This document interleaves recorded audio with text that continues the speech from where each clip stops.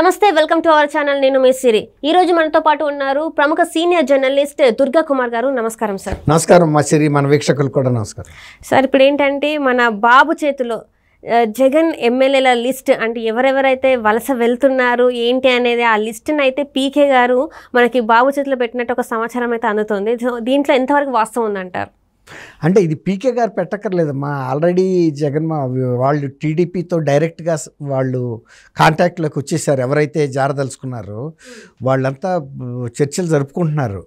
ఇందులో పీకే గారి పాత్ర ఉండదు. పీకే గారు ఇంకా లార్జర్ ఇష్యూ మీద చంద్రబాబు నాయుడు గారిని కలిసి ఉంటారని అనుకుంటున్నారు. ఇదివరకట్లాగా పీకే గారు ఎలక్షన్ లేకపోతే సర్వే ఎలక్షన్ వ్యూహకర్త కాదు, తర్వాత స్ట్రాటజిస్ట్ కాదు, సర్వే కూడా కాదు. ఐపాక్లో ఇప్పుడు అసలు ఈ పీకే గారు లేరు.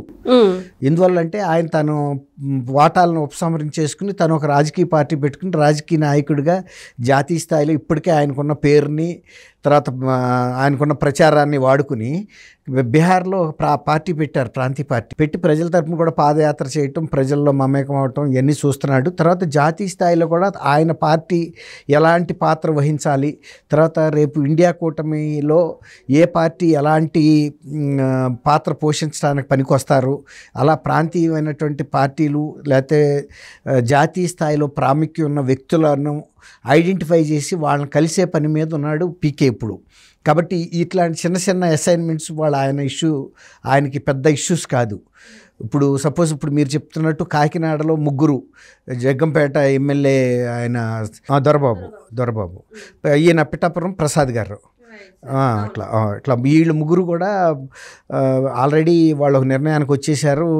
మంతనాలు జరుపుతున్నట్టు తెలుస్తుంది టీడీపీలో కానీ వేరే పార్టీలో. అంటే కొంతమంది జనసేన ఏదన్నా వాళ్ళకి అనుకూలమైన పార్టీకి వాళ్ళు వెళ్తారు, బట్ వైఎస్ఆర్సీపీలో కంటిన్యూ అవ్వరు. ఎందుకంటే వాళ్ళకి సీట్లు రాదనే ఒక సమాచారం అందిందో మరి ఏంటో తెలీదు, ముందే సర్దేసుకుంటున్నారు. ఇప్పటికే దాదాపు ఒక 42 మంది రివోల్ట్ అయ్యారు పార్టీ మీద. వీళ్ళందరినీ బెంగళూరు తీసుకెళ్ళటం, మీకు సీట్లు ఇవ్వకపోయినా వేరే రూపంలో మీకు ఏదో సహాయం చేస్తాము, ఏమన్నా కార్పొరేషన్ చైర్మన్లో అవి ఇవి అని కూడా పెట్టే ఏదో బేరసారాలు ఆడారు. అయితే వాళ్ళు ఏంటంటే మేము కేవలం మీ ఫోటో మీద గెలిచామనే మాటకి మేము ఒప్పుకోము, మాకంటూ కూడా మా నియోజకవర్గాల్లో ఇంత అంత బలం ఉంది, మా అనుయాయులు ఉన్నారని చెప్పి వాళ్ళు కూడా చెప్పారు. ఆయనకి మన పరిశీలకుడు ఉన్నాడు మిథున్ రెడ్డి అని ఢిల్లీలో ఎంపీ, ఆయన కూడా స్పష్టంగా చెప్పారు ఇలా పార్టీలో అంతర్గతంగా గొడవ జరుగుతున్నాయి, శాసనసభ్యుల్లో అంతర్మదనం, ఏ పార్టీలకి ఎవరు వెళ్ళిపోవాలనేది, ముందు ఈ పార్టీ నుంచి విడిపోవాలని. కాబట్టి ఇప్పుడు ఈయన ఈ లిస్ట్ కన్నా కూడా ఎక్కువ మంది సభ్యులే వాళ్ళతో టచ్లో ఉన్నారని టీడీపీ వాళ్ళు చెప్తున్నారు. టచ్లో ఉన్నా కూడా వాళ్ళేం పదవుల గురించి ఇప్పుడే హామీ కూడా ఇవ్వలేకపోతున్నారు, ఏది సీటు విషయంలో. ఎందుకంటే తెలుగుదేశం నుంచి నమ్ముకుని ఉన్నవాళ్ళు కూడా ఉన్నారు. కాబట్టి మేము వెంటనే మీకు ఏదో సీట్ ఇస్తామని అయితే జారక్కర్లేదు అటువంటి వాళ్ళని. లేదు మాకు సీటు గురించి ఏం పట్టింపు లేదు, మీరు సీట్ ఇచ్చినా ఇవ్వకపోయినా మేము పార్టీని నమ్మి వస్తాము, మేము పనిచేస్తాము, ఆ తర్వాత మా సేవలకు గుర్తింపుగా మీరు ఎక్కడో సాట మమ్మల్ని ఇమ్మర్చండి అనే స్థాయిలో మాట్లాడుతున్నారు. అంటే ఒకనొక సందర్భంలో చంద్రబాబు నాయుడు గారు కూడా వలసలు వచ్చిన వాళ్ళకి మాత్రం టికెట్ ఇచ్చే సమస్య లేదని చెప్పేసి ఒకనొక సందర్భంలో చెప్పారు. ఎందుకంటే పార్టీని నమ్ముకొని దాని గురించి కష్టపడే వాళ్ళు చాలా మంది ఉన్నారు, వలసలకు మాత్రం ఇవ్వనని అన్నారు కదా. సో దాన్ని కూడా మనం పాయింట్ తీసుకోవచ్చు. అదే ఇప్పుడు నేను చెప్తుంది కూడా అదే.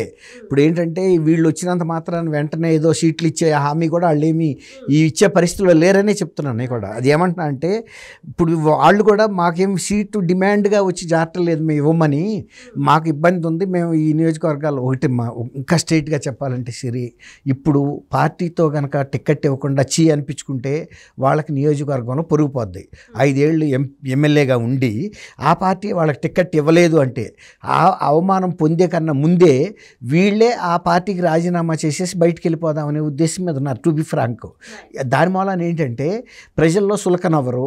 రెండోది ఆ పార్టీకి కూడా మీరు పార్టీ నుంచి నో చెప్పారాక మేము ఉండము, మా అంతటి మేమే వెళ్ళిపోతామని ప్రజలకు కూడా ఒక మెసేజ్. కాబట్టి వాళ్ళ ఉనికిని వాళ్ళు కాపాడుకునే ప్రయత్నం చేస్తున్నారు. అదే కనుక పార్టీ తిరస్కరించడం అంటే ఒక రకంగా అవమానమే. ఆయన చేసిన పెర్ఫార్మెన్స్ ఏమి లేదని చెప్పినట్టే కదా.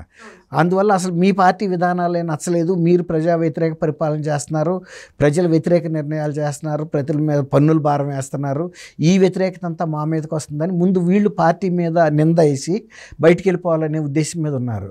అందుకని ఇప్పుడు ఇంతకుముందు మీరు చెప్పినట్టు చంద్రబాబు నాయుడు గారితో మాకేం సీట్లు ఇస్తేనే వస్తామని కండిషన్ పెట్టే పరిస్థితి లేదు.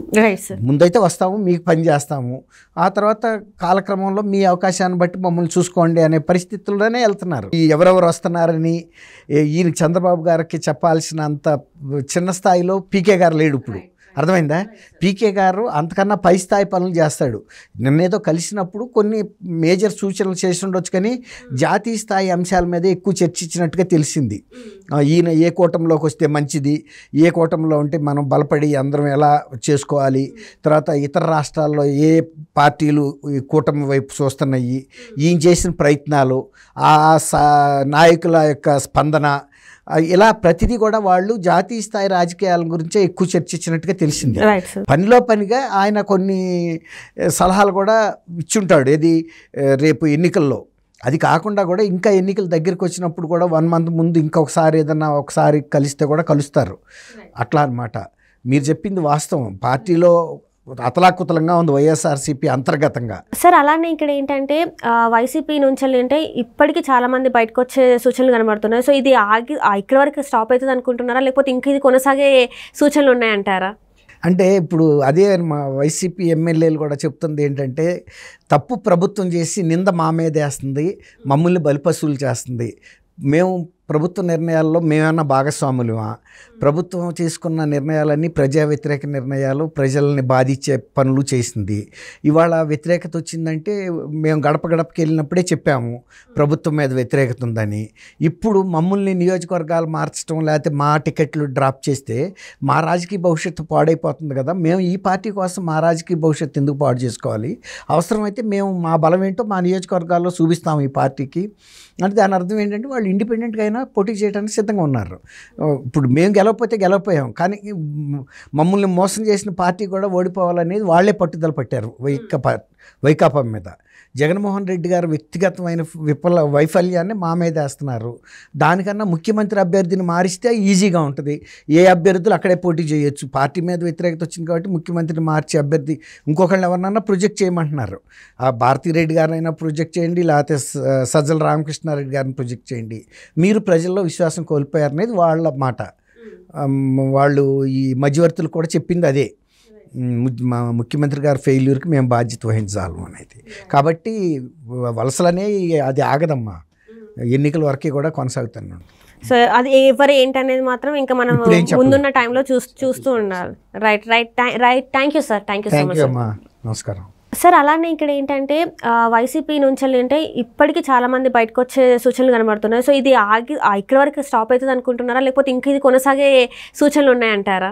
అంటే ఇప్పుడు అదే మా వైసీపీ ఎమ్మెల్యేలు కూడా చెప్తుంది ఏంటంటే, తప్పు ప్రభుత్వం చేసి నింద మా మీద వేస్తుంది, మమ్మల్ని బలిపశువులు చేస్తుంది. మేము ప్రభుత్వ నిర్ణయాల్లో మేమన్నా భాగస్వాములమా? ప్రభుత్వం తీసుకున్న నిర్ణయాలన్నీ ప్రజా వ్యతిరేక నిర్ణయాలు, ప్రజల్ని బాధించే పనులు చేసింది.